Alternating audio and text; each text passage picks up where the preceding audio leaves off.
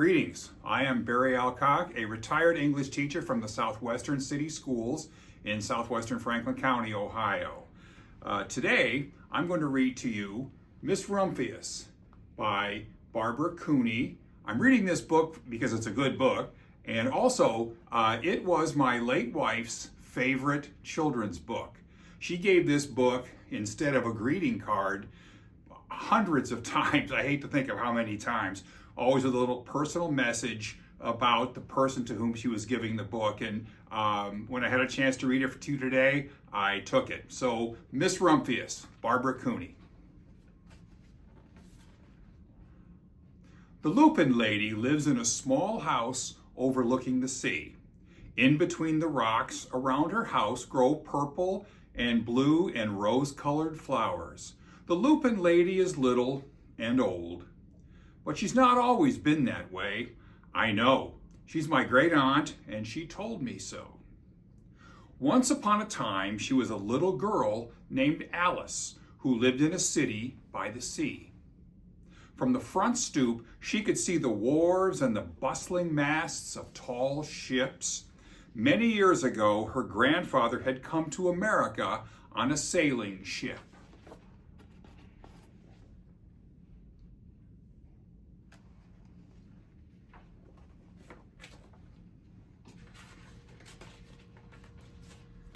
Now, he worked in the shop at the bottom of the house, making figureheads for the prows of ships and carving Indians out of wood to put in front of cigar stores.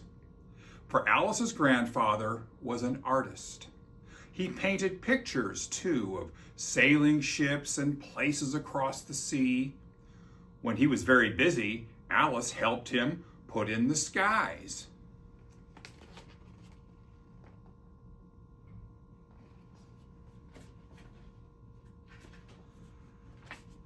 In the evening, Alice sat on her grandfather's knee and listened to his stories of faraway places. When he had finished, Alice would say, "When I grow up, I too will go to faraway places, and when I grow old, I too will live beside the sea." "That's all very well, little Alice," said her grandfather, "but there is a third thing you must do." "What is that?" asked Alice. "You must do something to make the world more beautiful," said her grandfather.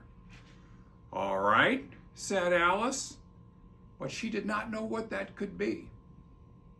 In the meantime, Alice got up and washed her face and ate porridge for breakfast. She went to school and came home and did her homework. And pretty soon, she was grown up.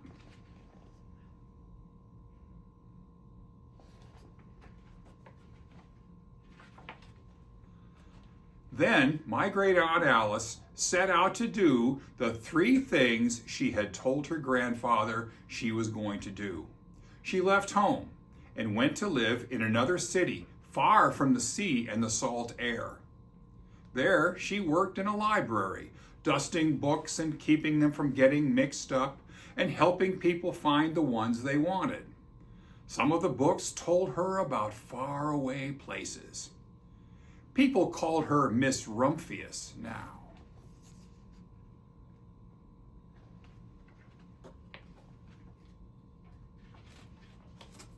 Sometimes she went to the conservatory in the middle of the park. When she stepped inside on a winter day, the warm, moist air wrapped itself around her, and the sweet smell of jasmine filled her nose. "This is almost like a tropical isle," said Miss Rumphius, "but not quite."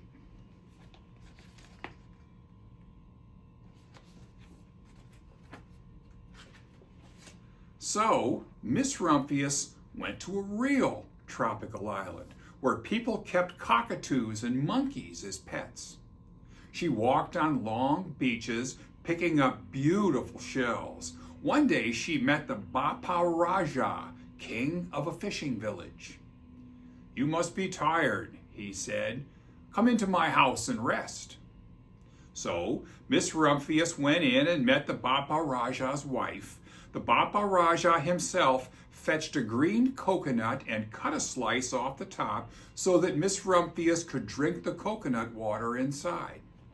Before she left, the Bapa Raja gave her a beautiful mother-of-pearl shell on which he had painted a bird of paradise and the words, "You will always remain in my heart." "You will always remain in mine, too," said Miss Rumphius.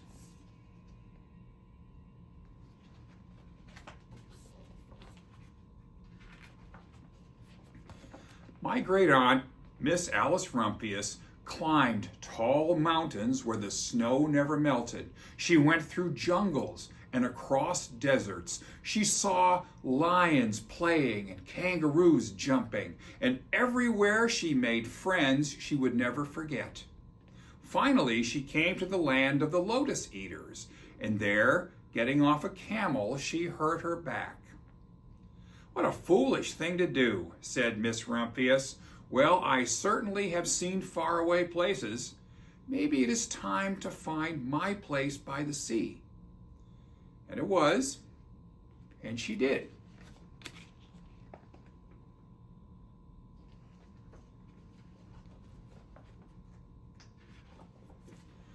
From the porch of her new house, Miss Rumphius watched the sun come up.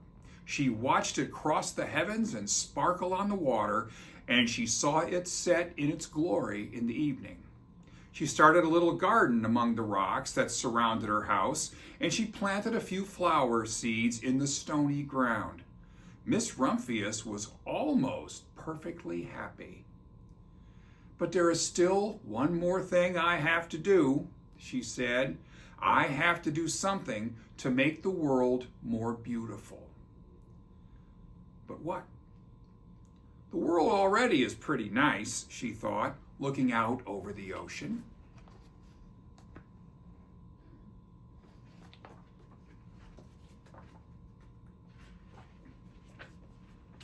The next spring, Miss Rumphius was not well. Her back was bothering her again, and she had to stay in bed most of the time. The flowers she had planted the summer before had come up and bloomed in spite of the stony ground. She could see them from her bedroom window, blue and purple and rose-colored. "Lupins," said Miss Rumphius with satisfaction. "I have always loved lupins the best. I wish I could plant more seeds this summer so that I could have still more flowers next year." But she was not able to.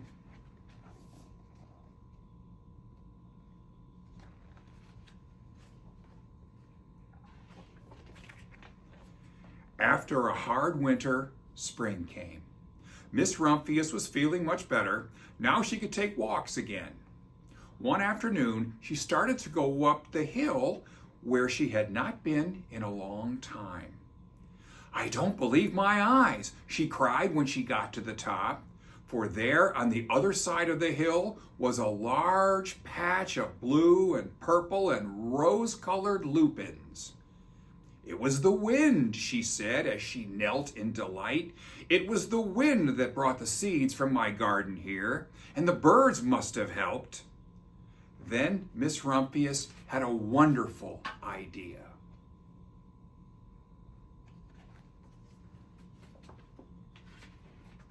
She hurried home and got out her seed catalogs. She sent off to the very best seed house for the 5 bushels of lupin seed.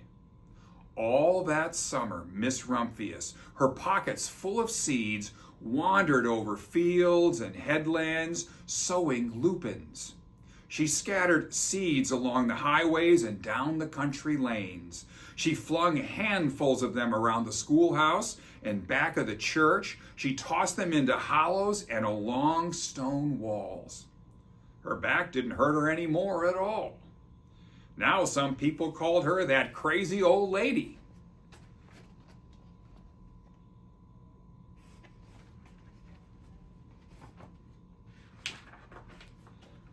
The next spring, there were lupins everywhere. Fields and hillsides were covered with blue and purple and rose-colored flowers. They bloomed along the highways and down the lanes. Bright patches lay around the schoolhouse and back of the church. Down in the hollows and along the stone walls grew the beautiful flowers. Miss Rumphius had done the third, the most difficult thing of all.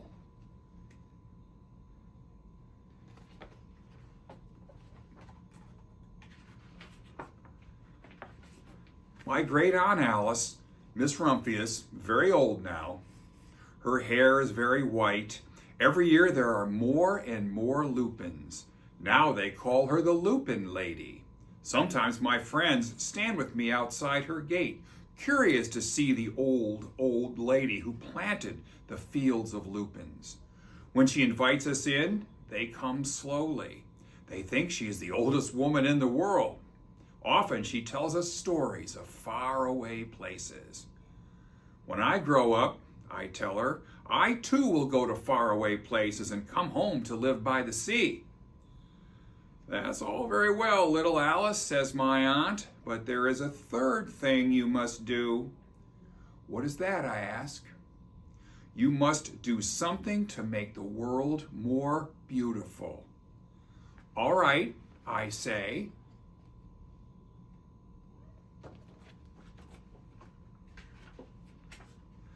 But I do not know yet what that can be.